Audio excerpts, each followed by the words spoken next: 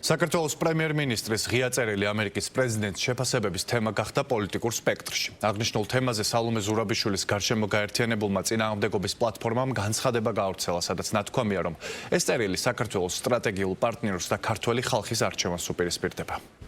იმიტომ ვერ მიიღო პრეზიდენტ ტრამპისგან და მისი ადმინისტრაციისგან საპასუხო წერილი, რომ მათ არ აღიარებენ და ეს ყველამ კარგად ვიცით, რომ არც ერთი ცივილიზებული ქვეყანა ამ კრიმინალთა რეჟიმს პუტინის რუსეთის მეხუთე კოლონას არ აღიარებს როგორც ლეგიტიმურ ხელისუფლებას. რაც შეეხება თანხმედრას, არაფერში არ არის თანხმედრა, ეს არის მოჩვენებითი თანხმედრა, ისე როგორც მოჩვენებითი იყო ის ლაპარაკიო თითქოს ივანიშვილის ბანდას უნდოდა ევროკავშირში გაწევრიანება, ნატოში გაწევრიანება. ეს არის უსუსურობის სასოწარკვეთილი გამოვლინება.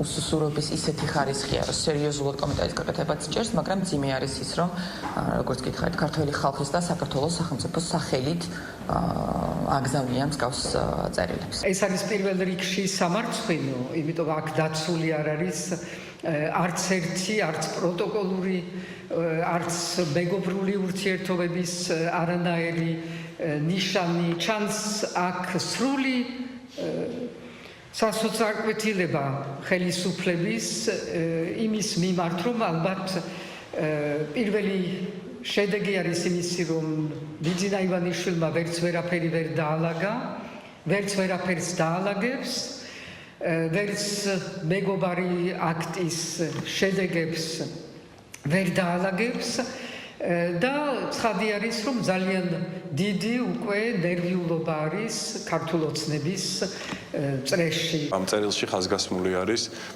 ის პრობლემები, რა პრობლემებიც შექმნა ბატონი ბაიდენის ადმინისტრაციამ ჩვენთან ურთიერთობაში და არის ასევე ხაზგასმული ის სრული თანხმედრა ღირებულებებით ნაწილში, პოლიტიკურ ხედვებში, ჩვენს გზავნილებში და ასე შემდეგ და ის თემები, რაზეც ბატონი დონალდ ტრამპი დღეს ესე ღიად საუბრობს, ქართულ ოცნებას ამ თემებზე ღიად საუბარი დაწყებული აქვს უკვე დაახლოებით 3 წელია. შესაბამისად, რა თქმა უნდა, ჩვენი მოლოდინი არის ის, რომ უნდა გადაიტვირთოს ეს ურთიერთობები და ახალი ფურცლიდან უნდა დაიწყოს. ბევრი თანხმედრის მიუხედავად დასანანია, რომ აქამდე ჯერ ჩვენ არ გვაქვს, არ გვესმის მკაფიო ოპოზიცია ამერიკის შეერთებული შტატების ახალი ადმინისტრაციის და ჩვენ გვაქვს იმისი სურვილი და იმედი, რომ ძალიან მალე უახლოეს მომავალში განისაზღვრება და გამოიკვეთება ახალი ადმინისტრაციის პოლიტიკა საქართველოსთან დაკავშირებით. გვესმის, რა თქმა უნდა, რომ მისი დღისესრიგი, მათი დღისესრიგი არის საკმაოდ გადატვირთული, მსხვილი დიდი ისეთი თემები, როგორც არის ომი ევროპაში, ომი ახლო აღმოსავლეთში, ასე შემდეგ,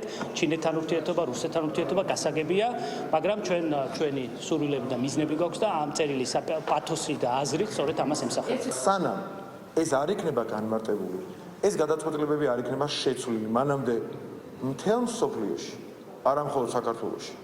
ვისაც კი ეს ხმა მიწვდება, დაისმება შეკითხვა, რატომ ხდება, რომ პოზიციათა აბსოლუტური თანხმედრის მიუხედავად მეტიც საქართველოს ასეთ პოზიციებს, რომელსაც დღეს ამერიკის შეერთებული შტატები ახმოვანებს, თვეებით და წლებით ადრეც კი ახმოვანებს და ამის მიუხედავად ერთი მხარდამჭერი განცხადებაც კი არ გახმოვანებს. ჩვენ ერთი მხრივ ფეხზე ვდგავართ ორ ფეხზე და აი ამ გადასახედიდან დღეს რომ ეს შეგვიძლია ასე ვილაპარაკოთ, ძალიან თამამად და ამაყად ვეუბნებით მსოფლიოს ნებისმიერ ქვეყანას, მის ხელისუფლებას, რომ გაგვარკვიეთ ურთიერთობებში, გადაწყვეტეთ ეს ურთიერთობები.